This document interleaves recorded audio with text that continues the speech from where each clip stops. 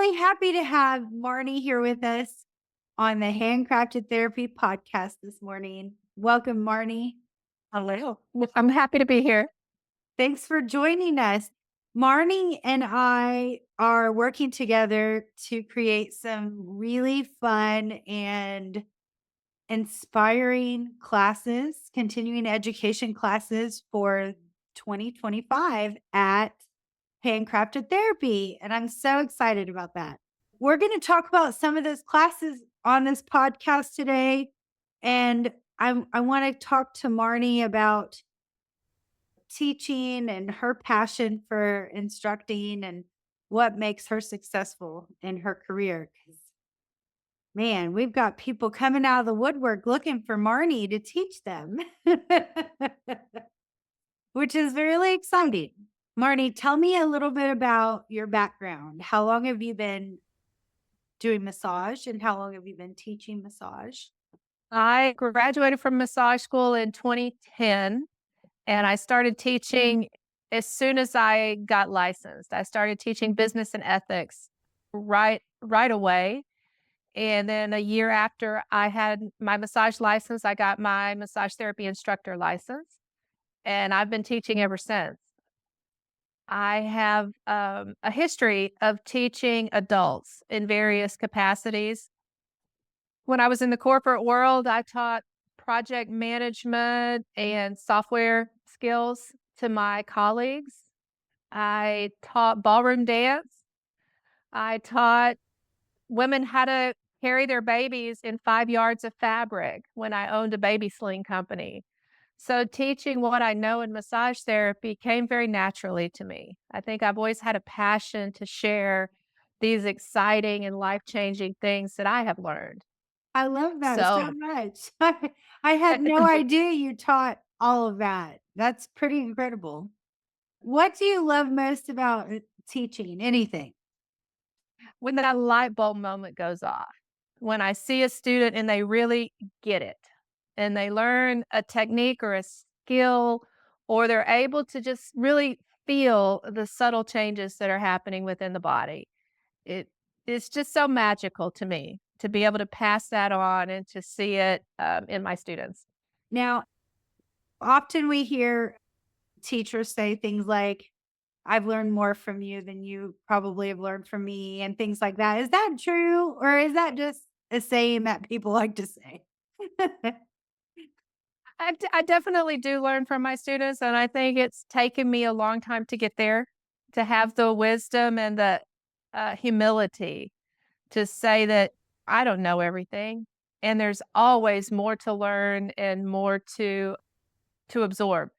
And it's the most fulfilling challenges are when I find a student that I need to show a different way or explain it a different way.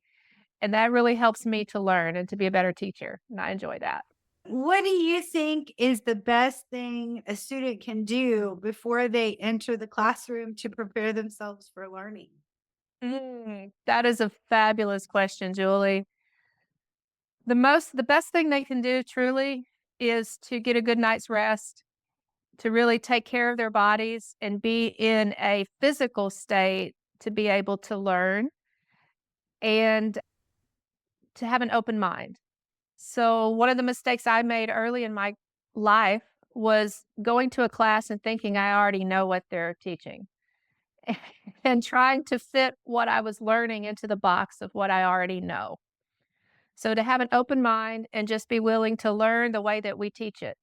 And after you learn that, then absolutely make it your own and fit and combine it with all the modalities and all the things you already know. But the most learning takes place when you can just be an open slate. And I have a funny story to share if you'd like to hear it. I would love to hear it. I was teaching a cranial sacral class, and I had one woman who could just not feel the cranial rhythm. And typically by the end of day one, everyone can feel the rhythm or thinks they can feel the rhythm, which is feeling the rhythm. But one woman just could not feel it. And I kept working on her, and she had such a sluggish rhythm. I really struggled to get her biology up to this energetic state where she could feel. And after the class was over, she said, well, maybe I shouldn't have drank that bottle of wine last night. Well, don't do that. Don't drink a bottle of wine the night before class. It really makes it difficult to feel these subtle energies and subtle techniques that I teach. That is a pretty good story. That's awesome. I think all of us have to have like the mental capability of receiving new information when we go into a Yeah. class. And if you're not in a state of like restful, I guess, motivation to receive new information, and you're sluggish and hungover and dehydrated and your brain doesn't function on all levels at that capacity. No. And we've all been there. There's no judgment. There's no judgment, but if you're going to take the time and the money to invest in a class, I think it's important to give it your all, just like you would a customer that pays you. Right. Because I mean, classes are not cheap. I mean, you're investing in your future. Right. Somebody told me once a long time ago, the best investment you can make is in yourself. Amen. And I have brought that advice with me throughout my career. And I know I've said it on this podcast more than once, but I want to say it again. You can invest in yourself, and it's the best investment you'll make. And continuing education classes, self-care, all those things count as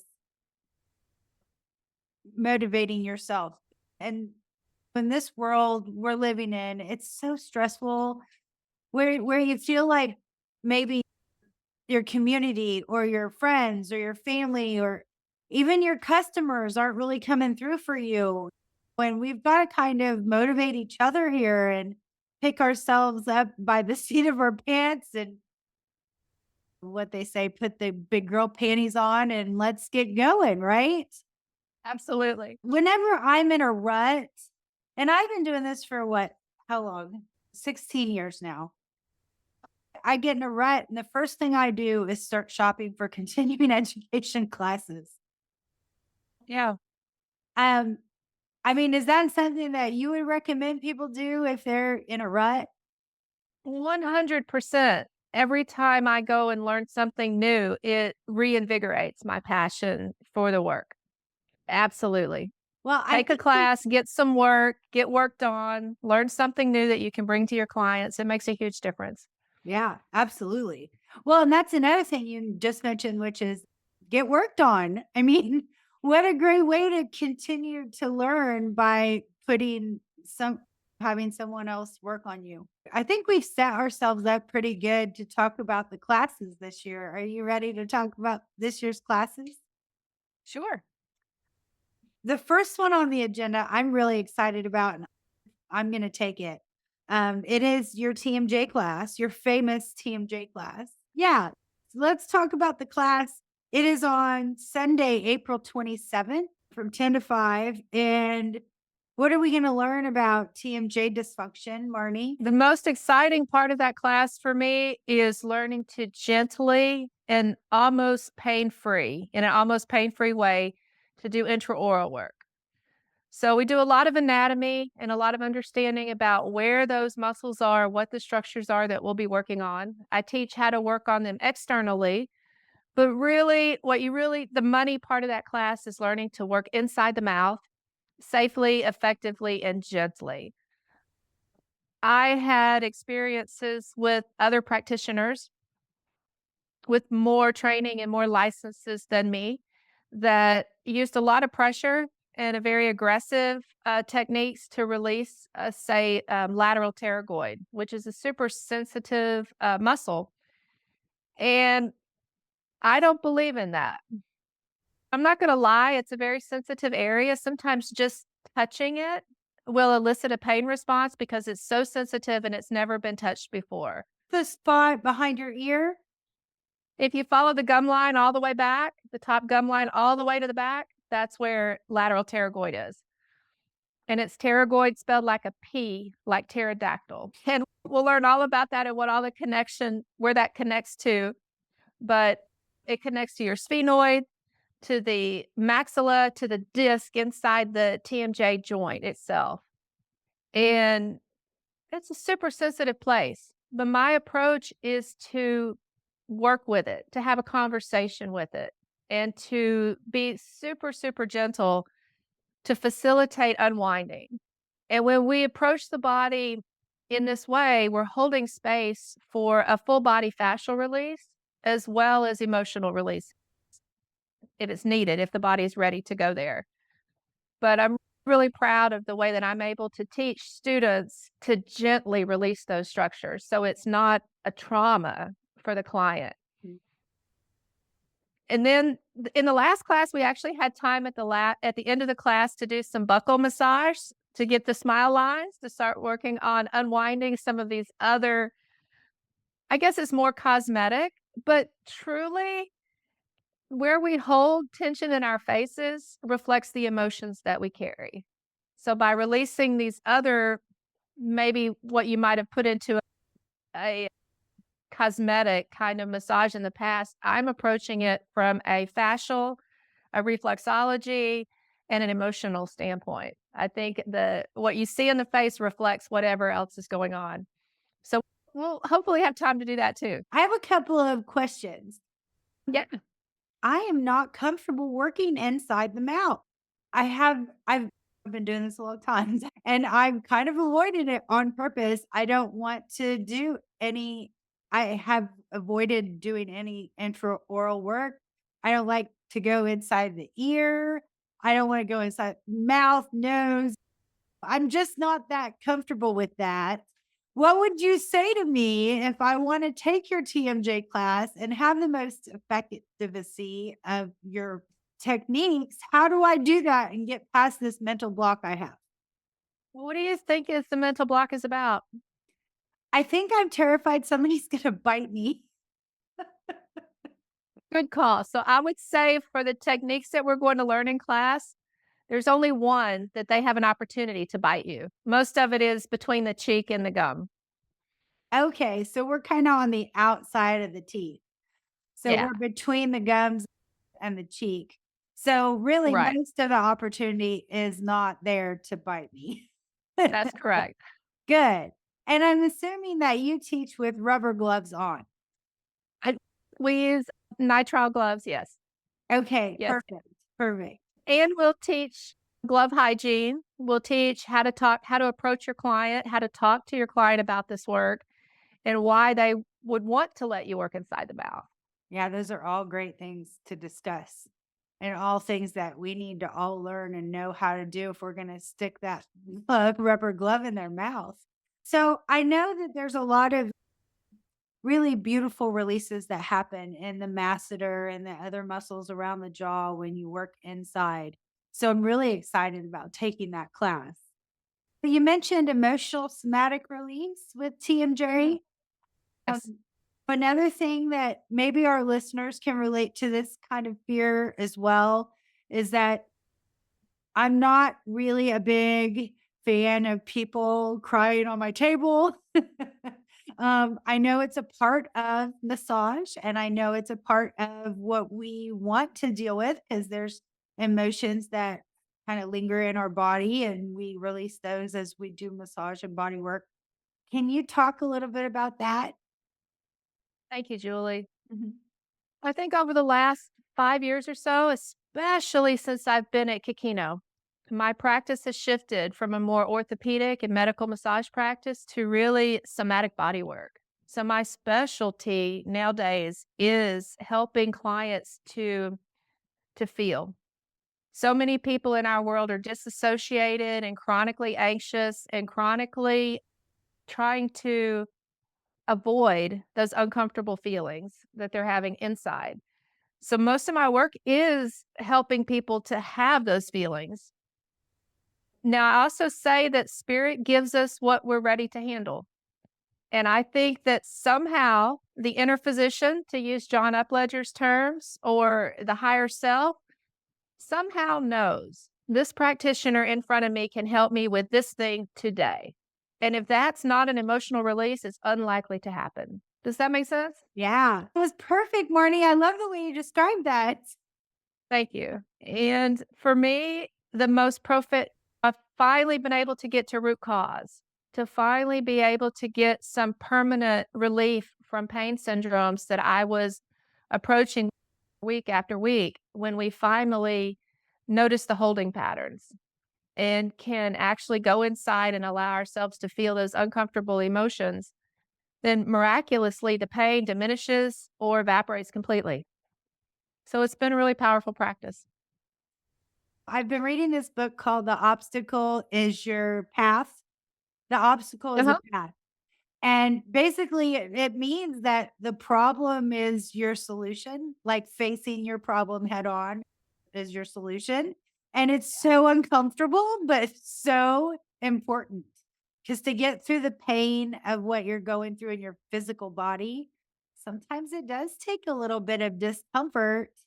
I mean, one thing I think you're really good at, Marnie, is that light touch and Thank you. backing off and really finding some resolution without that pain. So I'm very thankful for that. Thank you. All right. So the next class will be in May. And that's a perfect intro into this conversation, isn't it? Yes, ma'am. What do you know? That was not planned out, but perfectly timed into somatic bodywork. So, Mhm. can you describe for us what somatic bodywork is? Absolutely. So somatic bodywork for me is a container to allow, to invite clients to actually to feel physical sensations, but also emotional sensations. In our world, most people live in fight or flight. It's not uncommon to live in a disassociated state. We have become very practiced at pushing away uncomfortable feelings so that we can survive. It's a survival skill, but we've forgotten how to actually go inside and allow ourselves to feel sadness, pain, shame, anger, any of those maybe negative emotions. And with body work, I'm teaching people to feel. Do you know what it means to be disassociated? Mhm. Yes. Can I give an example? Most people don't understand. Yes, please do. When you go to the gynecologist, you get on the table and you're undressed, your feet are in the stirrups. You give consent for the doctor to do what she needs to do, and then you go somewhere else in your mind. So you're not, so most people, me included, are very disassociated. We don't really want to know what's going on. That's kind of an extreme example, but the opposite of that is to actually be very focused and very feeling with whatever is happening in our bodies. So I'm not doing that in my session, but I might just place my hands on a place where there's restriction, where the energy's not flowing, where the inner physician has called me and invite the client to actually feel what's happening there. I might invite them to feel a fascial release that's happening. I might be working on their neck and unwinding their thoracic spine or their diaphragm. And I'm inviting them to feel into those places. And sometimes when they go there, it's hard to feel that. But when they do, they might feel sadness or another emotion underneath that. So somatic body work I use in that class, it's only one day class, but we'll really talk about holding space for that using whatever modalities are already in your toolbox. If I had the ability to do a longer class, like an intensive, it would be including myofascial techniques and craniosacral techniques and some energy medicine kind of work in the way that I do it. But truthfully, we can hold that container and use any technique that we have, especially Swedish, especially craniosacral. But even deeper work, even really deep myofascial work, if you can go slow and keep the sensation, the pain level at a level that the clients can actually feel. So, in my opinion, when we do really deep, hard, fast orthopedic techniques, we may get a result in that localized area. But if we really want clients to be able to feel it, we have to go a little slower, a little more gently. But the result of that is that we can get unwinding not just in that spot, but throughout the whole body. So I'll talk about that and how to hold space for that.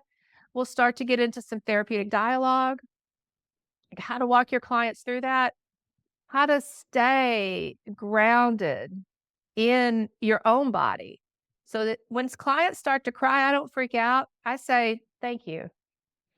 I want them to know that they're safe and they're held and they can experience whatever they need to experience. They can say anything, they can sing, they can chant, they can speak in tongues, they can yell.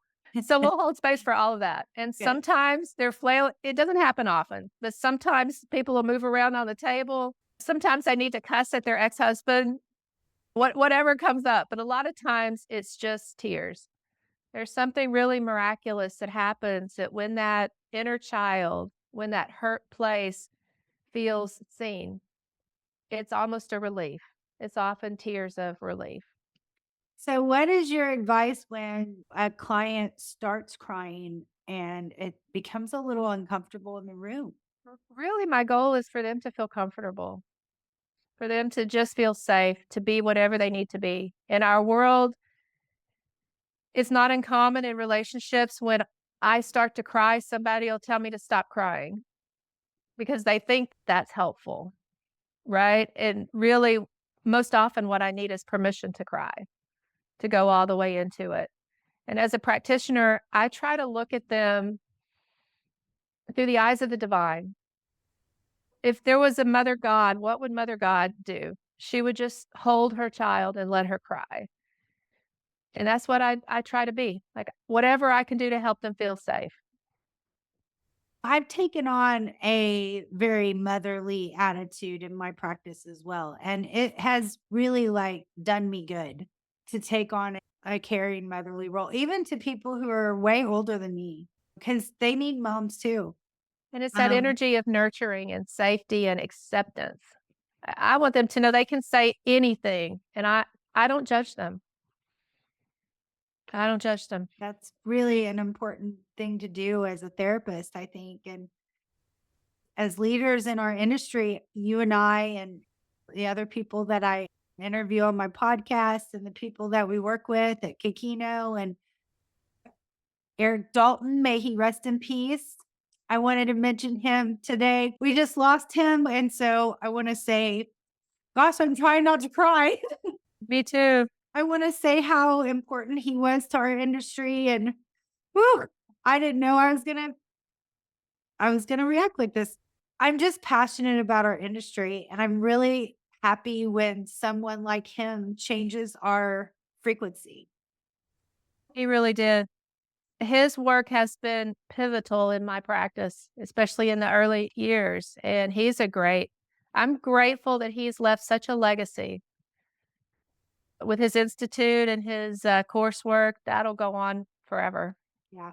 Our listeners, if you're still listening, and go out there and look at Eric Dalton's work on YouTube and catch the fire that he put out into the world. What a great light he had. And we got to carry on the torch. I mean, we are Absolutely. here on this planet as massage therapists to continue keeping that torch lit. I mean, because this is the circle of life, friends. I mean, gosh, if you're out there listening to this podcast and wondering how I'm going to be in the next Eric Dalton, I mean, there's a spot open. Like, continue practicing, continue working your way up the tracks, continue having hands on bodies, continue learning, keeping your mind open and malleable and pliable for new information. All right. So we talked about the intro to somatic bodywork, and it's going to be at Handcrafted Therapy at Parker and 75 in Plano, Texas on May 25th. I'm really excited about these classes. And I hope that if you're listening out there and you're not real sure about emotional body work, not real sure about like what happens if you trigger something that makes a client cry and you don't know what to do about it, This is a great class to take for that. I mean, we're all in a state of, I don't know what to do with this person most of the time, right? Right? I mean, and what a valuable resource to have in knowing what to do when a client is their most vulnerable and their most fragile in your arms. Literally, just a weak little bird looking for a safe, trusting therapist. And what a blessing it is when people actually trust you and give you their emotional heart Right. by the tears that they cry. I mean, what a gift we have. All A right. gift to be that safe space. Yes. And I mean, you mentioned this earlier, and I think it's worth mentioning again, which is not being judgmental. We're all human beings, and we sometimes forget to drink all the water. We forget to do all the things that we're supposed to do as humans. I think for many of us, we're really hard on ourselves for the thing we might be able to forgive somebody else, but it's hard to forgive ourselves. I mean, I talk to people that have had abortions, that have cheated on their husbands, they feel guilty because their child is unwell. And it's really helpful to be able to hold that space and to help them learn to forgive themselves. And I think as a therapist, the most important thing I can do is to not be judgmental. People do what they do for reasons that I don't understand, but we've all done things that we regret or we resent or we feel ashamed of. And being able to just like allow them to really be and to recognize that and finally release it is really a gift. Well, how special. I mean, you're teaching people how to be a friend, Yeah. honestly, how to have a heart and show empathy to someone else. And I just think we need to do that more often in our world. Amen. Okay, the next Thank class, you. Introduction to Myofascial Work, and that's I gonna be in September. I am so excited about that. Like I've talked to before, my approach to fascial work is to stay under the pain threshold, to work at a pace and at a depth that clients can stay present. They can actually feel what's happening in their body. And my approach to that allows for that full body fascial release as well as the emotional release. And I'm super excited about this class. Typically, the way I approach it is this most gentle fascial release. 5 grams of pressure, the weight of a nickel, the amount of pressure that you would put on your eyeball if you were to poke at it. And then something magic happens when the therapist is focused and focused on that place where they're working, and the client also brings their attention to it. There is like an energy or a vibration. And that's when we start to feel these releases all throughout the body. I might be working on the spine and start to feel releases all the way into the legs and feet or up into the cranium. And it takes a little while to get that level of intuition, but just knowing that when you're there and the client's there, we teach them how to stay focused and present and open and listening, that these miraculous unwinds occur. And then I've scheduled this to be a 2-day class this time so that we can go a little deeper and also include some of the heavier handed fascial releases because we can use any pressure from the lightest touch that's barely touching the skin all the way down to the bone. But the idea is the same, to stay under the pain threshold, to stay focused and present, and to invite those full body unwinds. So I'm really excited about that one. And if you take the introduction to somatic bodywork, then the myofascial class will give you some more tools to really hold space and encourage those somatic releases. I'm excited about this too. I mean, we cover a little bit of myofascial work in regular massage school.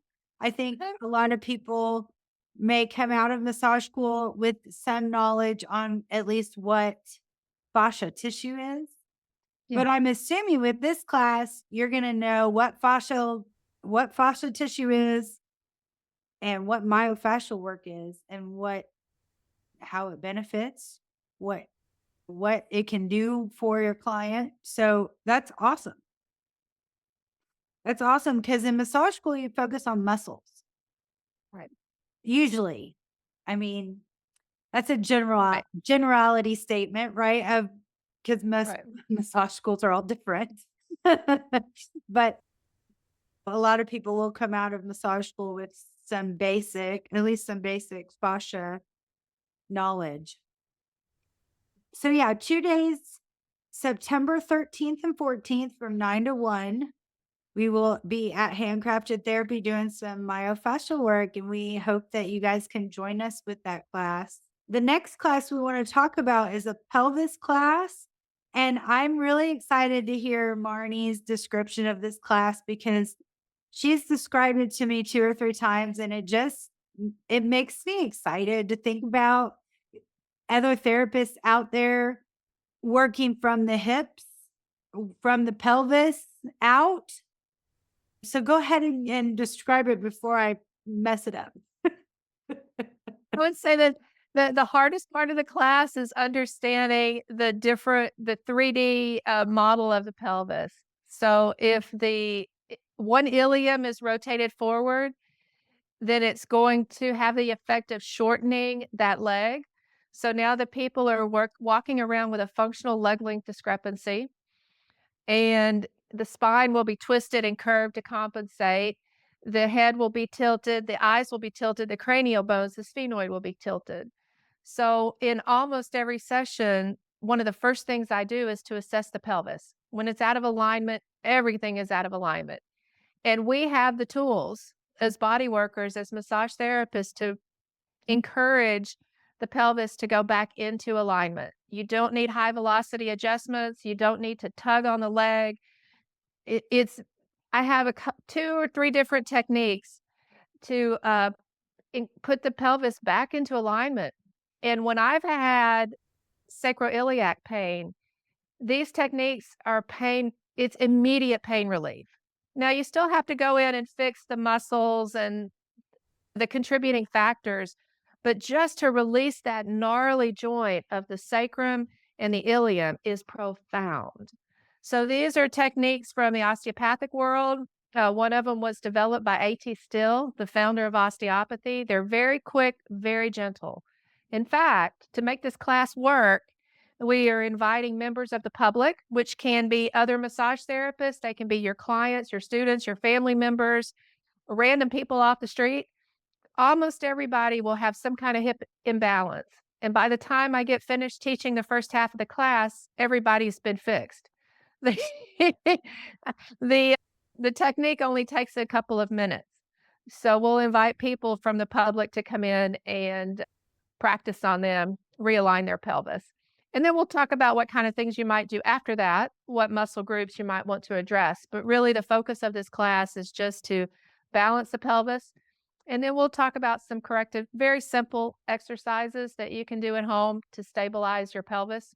I'll tell you all the funny stories about me getting my pelvis out of alignment and trying to fix it. And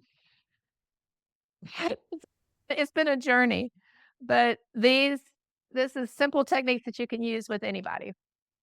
That's exciting. I love it. I can't wait. I mean, I'm excited. I can see where like problems with the low back pain and psoas and sciatic problems, I mean, can all be fixed with working on the pelvis.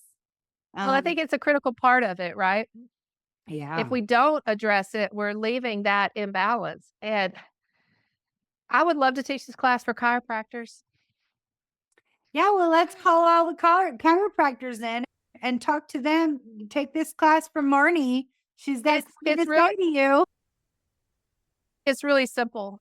It's kind of frustrating to me when people come for their chiropractor. I'm like, but your pelvis is still out of alignment. Yep.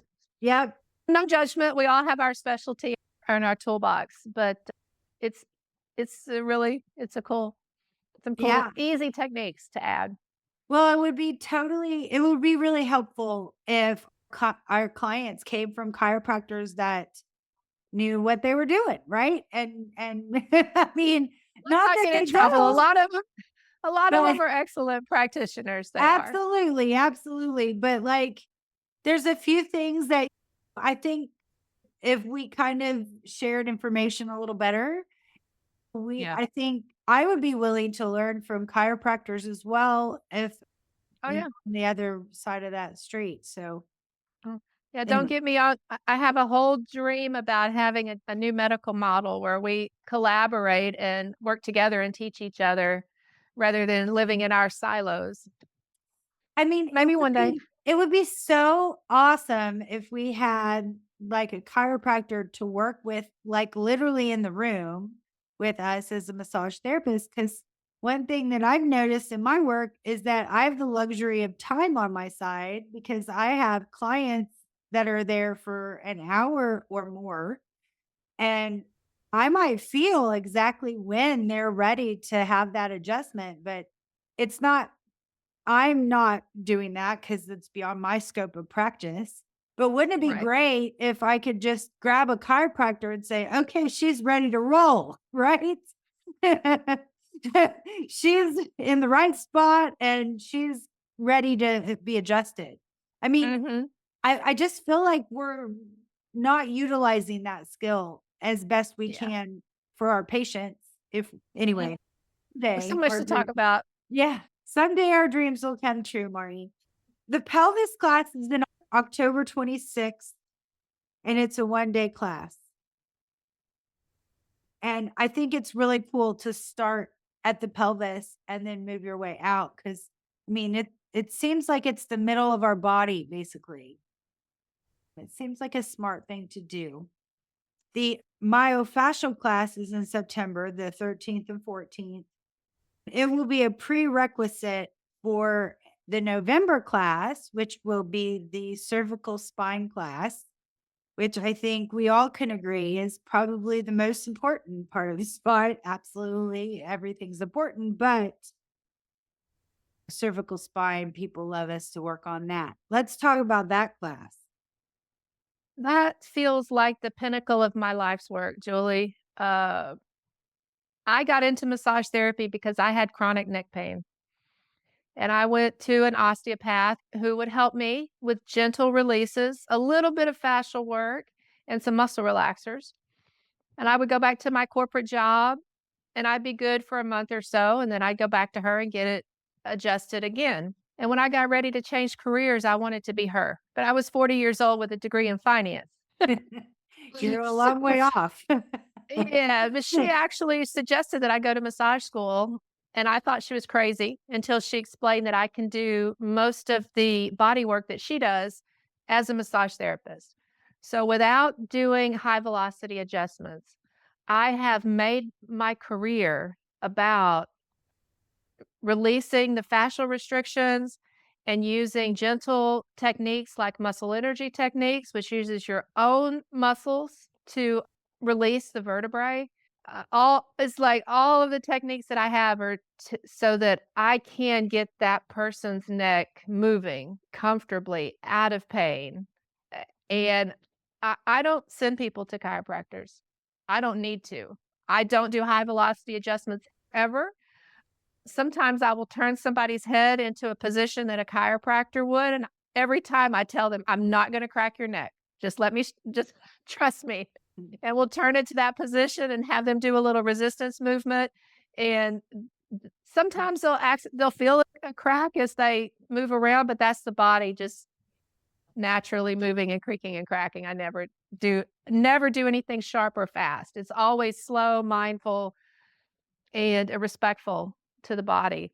And incorporating that with the myofascial techniques, I'm able to get some really significant relief for clients.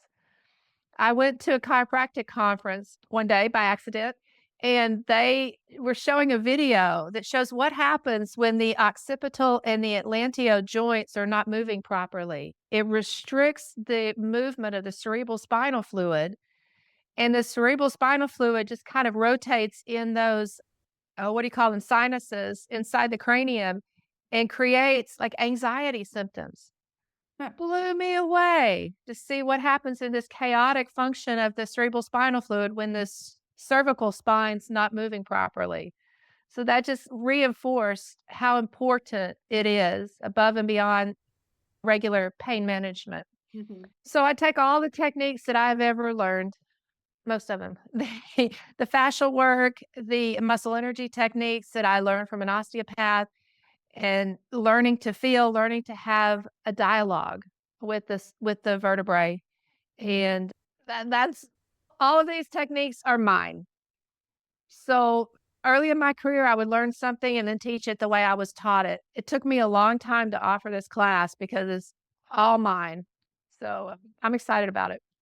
That's exciting. I'm happy to be a part of that for you.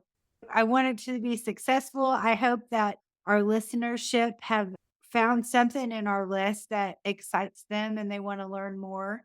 Even if it's not Marnie's class, if you're in California or New Zealand or wherever you're at, pick up a book, go to YouTube, learn something today new, please, and make the world a better place, right? There is always more to learn in our field, Julie. It's so Always. exciting. I mean, you're never going to get bored as a therapist. And if you do, it's your own fault because there's so much to learn in the healthcare industry in general. I mean, you can sprout out into any field, you can go down sports. Gosh, there's just so many options, and the world is your oyster. I'm so excited to be here. Thank you for hosting me today, Julie. Yeah, of course. I'm so happy that you joined us today and you shared your knowledge. Okay. Well, please join us at Handcrafted Therapy for Marnie's continuing education classes 2025. We're really excited about it and we look forward to having you this year teaching TMJ. I'm going to go through them one more time. The TMJ class, TMJ disorder class, is April 27th. These are all on Sunday, April 27th from 10 a.m. to 5 p.m. Intro to Somatic Bodywork is Sunday, May 25th from 10 to 5. The Intro to Myofascial work is the 2-day class, September 13th and 14th from 9 to 1. Pelvis class, October 26th from 10 to 5. And cervical spine class, November 9th. I don't think I mentioned this earlier. November 9th. The prerequisite for this class is the myofascial work. And November 9th, it's 10 to 5 for the cervical spine. So, yeah, Marty's an Can we incredible instructor. And I think if you haven't taken her class, you're doing yourself a misjustice, an injustice. Did can you? we mention Kikino? Yes, please. Kikino is a massage school and clinic where I work in the master clinic. And the types of classes, especially the somatic body work, is something that we're holding space for even from the beginning with our students. So there's something really unique about what's happening at that massage school as far as from the beginning. We help our students to learn to do their inner work and to hold space for those tears. And I'm just really excited to be a part of that organization. And because of the way that we're focusing our advanced training, we have a whole 6 months, I believe, a training program after graduation where we mentor and train students in some of these advanced modalities. We've chosen to move all of our one-day continuing education courses to handcrafted. So, if I could speak for Kikino, I would really like to say how much we appreciate Julie for holding space and having this beautiful education facility. I think it's really going to be a win for both of us, and I'm excited to be able to work with you to offer these kind of classes to the public. So thank you for Aw, creating this with us, Julie. thanks, Marty. Thank you. I am so blessed to have such a wonderful relationship with the massage school Kikino in Plano.